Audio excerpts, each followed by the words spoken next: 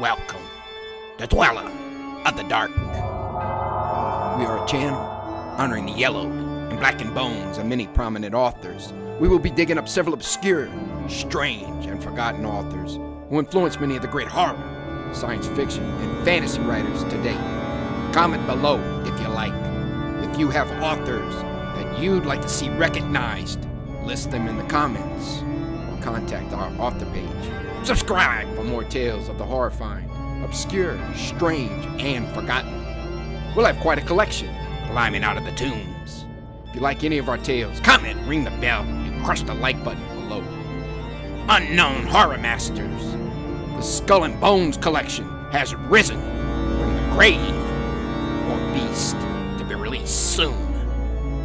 Find us on Fiverr to raise 7 kinds of hell. Check out our other stories on our websites. YouTube, BitChute, Rumble, Dweller of the Dark. Official website, dwellerofthedark.com. Kindle Vella, new serialized novels and novelette. Weekly new episodes. Check out links below for Where the Wolf Dwells.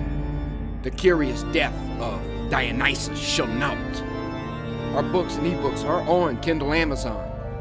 Follow, support us on Twitter, Instagram, Patreon, Bandcamp. Dweller of the Dark, Children of Horror, Legion of Ghouls.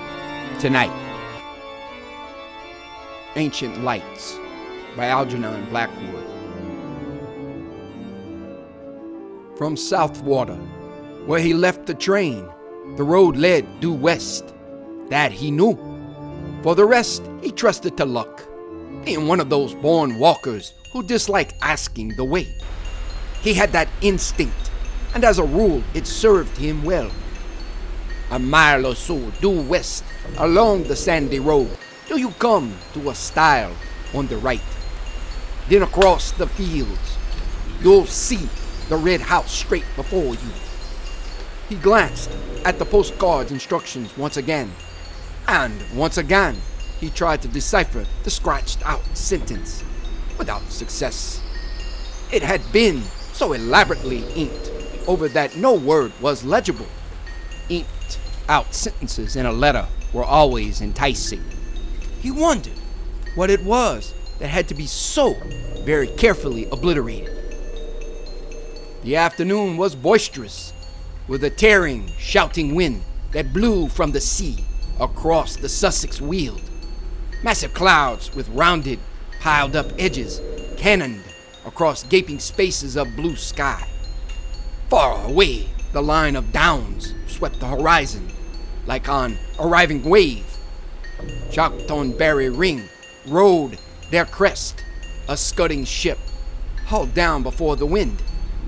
He took his hat off and walked rapidly, breathing great draughts of air with delight and exhilaration. The road was deserted. No horsemen, bicycles, or motors. Not even a tradesman's cart. No single walker. But anyhow, he would never have asked the way. Keeping a sharp eye for the stile, he pounded along, while the wind tossed the cloak against his face and made waves across the blue puddles in the yellow road. The trees showed their underleaves of white. The bracken and the high new grass bent all one way. Great life was in the day, high spirits and dancing everywhere. And for a Croydon surveyor's clerk, just out of an office, this was like a holiday at the sea. It was a day for high adventure, and his heart rose up to meet the mood of nature. His umbrella with the silver ring ought to have been a sword, and his brown shoes should have been top boots with spurs upon the heels. Where hid the enchanted castle and the princess with the hair of sunny gold?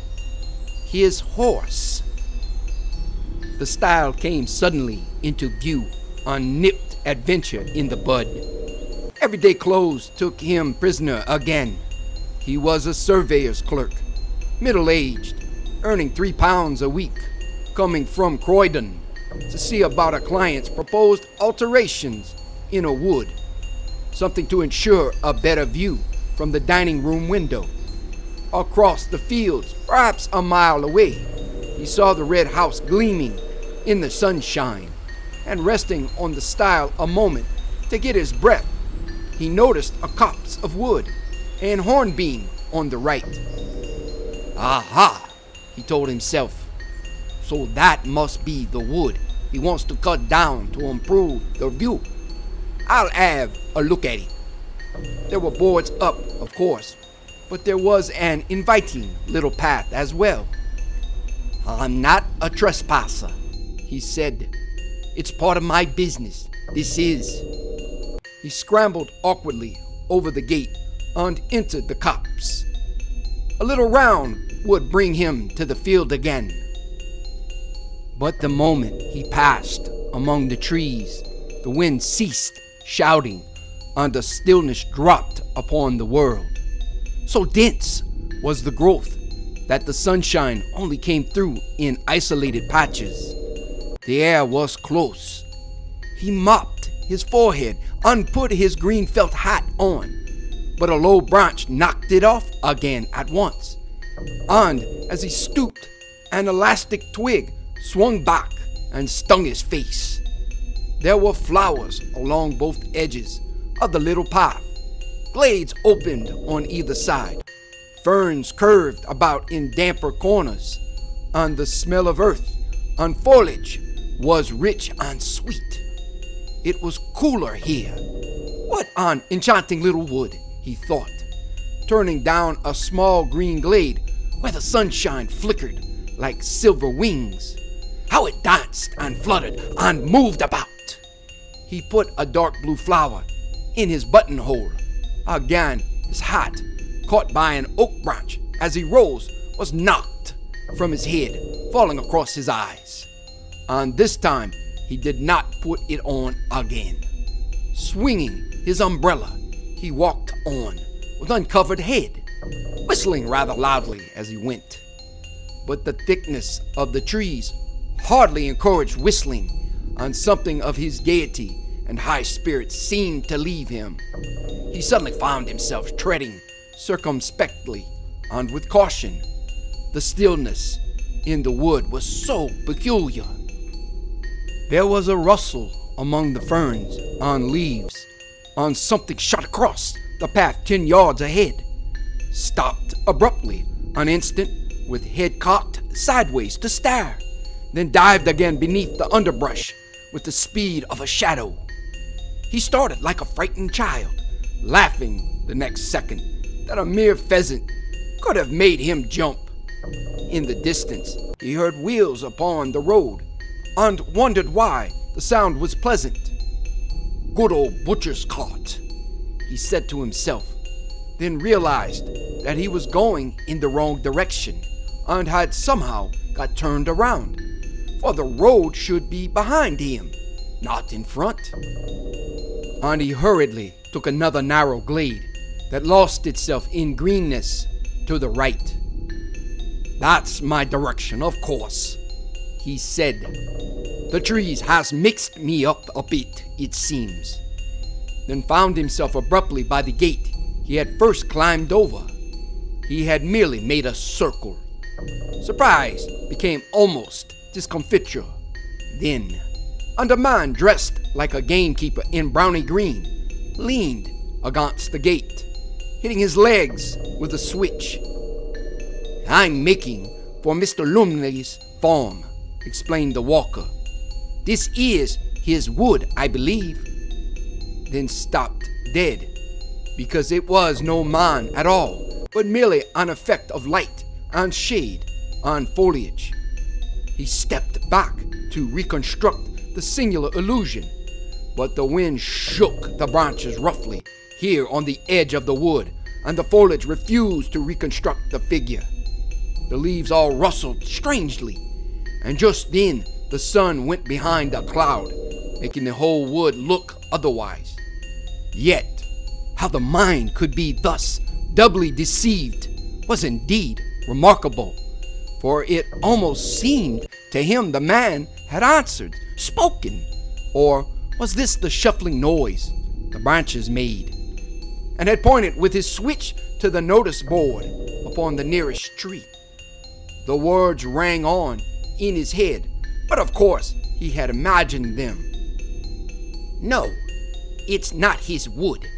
It's ours." And some village wit, moreover, had changed the lettering on the weather-beaten board, for it read quite plainly, "Trespassers will be persecuted."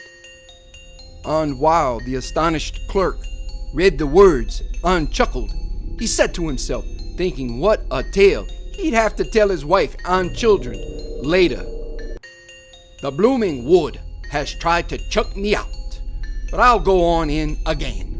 Why, it's only a matter of a square acre at most. I'm bound to reach the fields on the other side if I keep straight on." He remembered his position in the office. He had a certain dignity to maintain. The cloud passed from below the sun, and light splashed suddenly in all manner of unlikely places. The man went straight on. He felt a touch of puzzling confusion somewhere. This way the copse had of shifting from sunshine into shadow doubtless troubled sight a little. To his relief at last, a new glade opened through the trees and disclosed the fields with a glimpse of the red house in the distance at the far end. But a little wicket gate that stood across the path had first to be climbed, and as he scrambled heavily over, for it would not open, he got the astonishing feeling that it slid off sideways beneath his weight and towards the wood. Like the moving staircases at Harrod's and Earl's Court, it began to glide off with him. It was quite horrible. He made a violent effort to get down before it carried him into the trees, but his feet became entangled with the bars and umbrella, so that he fell heavily upon the farther side, arms spread across the grass and nettles, boots clutched between the first and second bars. He lay there a moment like a man crucified upside down, and while he struggled to get disentangled, feet, bars, and umbrella formed a regular net. He saw the little man in browny green who passed him with extreme rapidity through the wood. The man was laughing. He passed across the glade some 50 yards away, and he was not alone this time. A companion like himself went with him. The clerk, now upon his feet again, watched them disappear into the gloom of green beyond. "They're tramps, not gamekeepers," he said to himself, half mortified, half angry. But his heart was thumping dreadfully, and he dared not utter all his thought. He examined the wicket gate, convinced it was a trick gate somehow, then went hurriedly on again, disturbed beyond belief to see that the glade no longer opened into fields, but curved away to the right. What in the world had happened to him? His sight was so utterly at fault. Again, the sun flamed out abruptly and lit the floor of the wood with pools of silver, and at the same moment, a violent gust of wind passed, shouting overhead. Drops fell, clattering everywhere upon the leaves, making a sharp pattering as of many footsteps. The whole copse shuddered and went moving.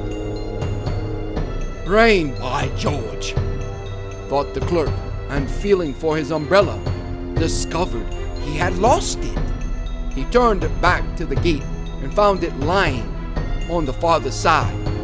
To his amazement, he saw the fields at the far end of the glade, the red house, too, ashine in the sunset. He laughed then, ha ha, for of course, in his struggle with the gate, he had somehow got turned round, had fallen back instead of forwards. Climbing over, this time quite easily, he retraced his steps. The silver band he saw had been torn from the umbrella. No doubt his foot, a nail, or something had caught in it and ripped it off. The clerk began to run. He felt extraordinarily dismayed. But while he ran, The entire wood ran with him, round him, to and fro, trees shifting like living things, leaves folding and unfolding, trunks darting backwards and forwards, and branches disclosing enormous empty spaces, then closing up again before he could look into them. There were footsteps everywhere, and laughing, crying voices, and crowds of figures gathering just behind his back, till the glade, he knew, was thick with moving life. The wind in his ears, of course, produced the voices and the laughter, while sun and clouds, plunging the copse alternately in shadow and bright dazzling light, created the figures. But he did not like it, and went as fast as ever his sturdy legs could take him. He was frightened now. There was no story for his wife and children. He ran like the wind, but his feet made no sound upon the soft, mossy turf. Then, to his horror, he saw that the glade grew narrow. Nettles and weeds stood thick across it. It dwindled down into a tiny path, and 20 yards ahead it stopped finally and melted off among the trees.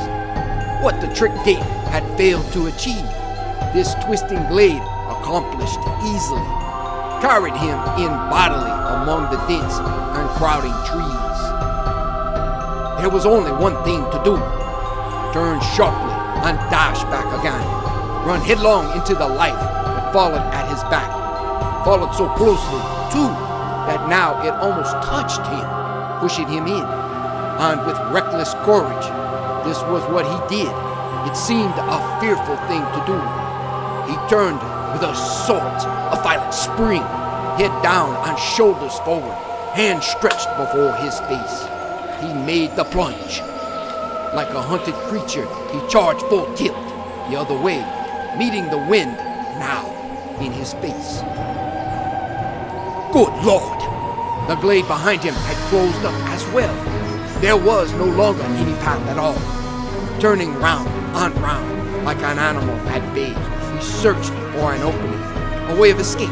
Searched frantically, breathlessly, terrified now in his bones. But foliage surrounded him, branches blocked the way.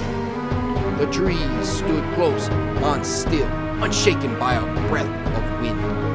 And the sun dipped that moment behind a great black cloud.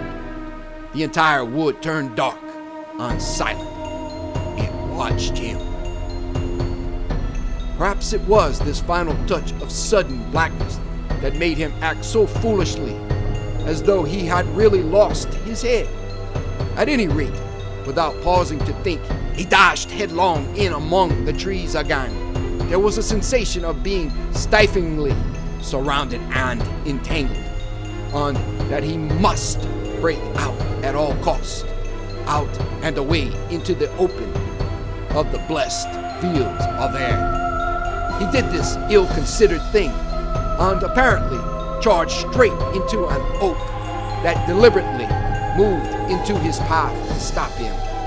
He saw it shift across a good full yard, and being a measuring man, accustomed to theodolite on chain, he ought to know.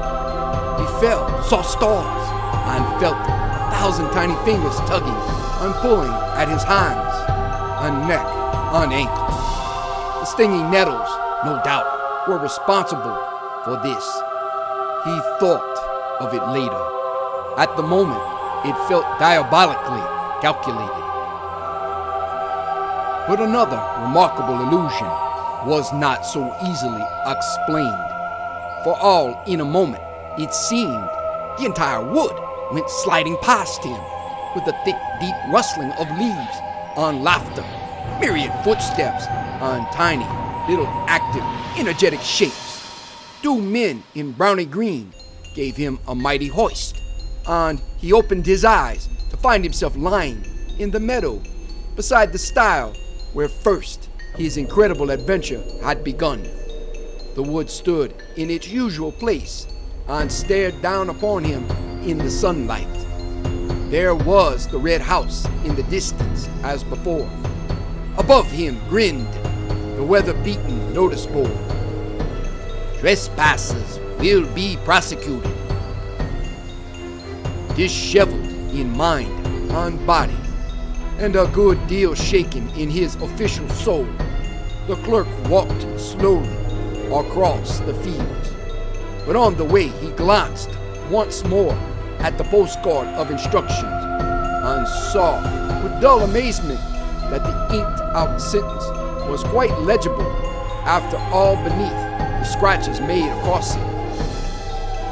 There is a shortcut through the wood I want cut down, if you care to take it. Only care was so badly written, it looked more like another word. The C was uncommonly like D. That's the copse that spoils my view of the downs, you see. His client explained to him later, pointing across the fields and referring to the ordnance map beside him. I want it cut down and a path made so and so. His finger indicated direction on the map. The fairy wood, it's still called, and it's far older than this house. Come now, if you're ready, Mr. Thomas. We might go out and have a look at it.